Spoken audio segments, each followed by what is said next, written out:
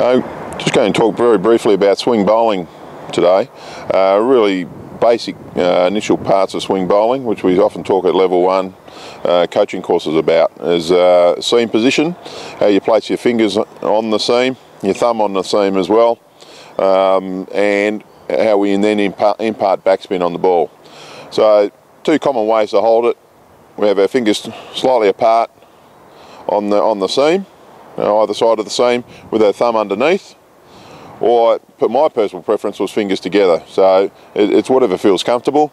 And the important thing here is that the ball does not sit too far into our hands when we're looking at swinging the ball. Otherwise it's very hard for us to move our wrists. So we're going to be imparting backspin on the ball, moving just like this.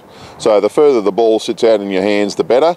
And so when our fingers release from the ball, we're putting backspin down the back of the seam, and we can keep the seam going this way, or if you see it that way, heading straight down the wicket. That's our first step towards swing bowling. So if we can keep that orientation of the seam vertical all the way down the wicket, is certainly going to help us out. Now, when we're learning to do this, and there are different ways we can go about using this, and I'll bring another ball in, we can actually use a red and white ball, which, if we have older balls, we can also dip a ball into a paint tin.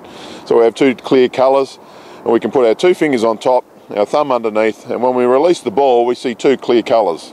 So if we can see those clear colours, there's a fair chance that the ball will swing. All right. If the ball is rotating around like this, not much chance of any swing happening at all.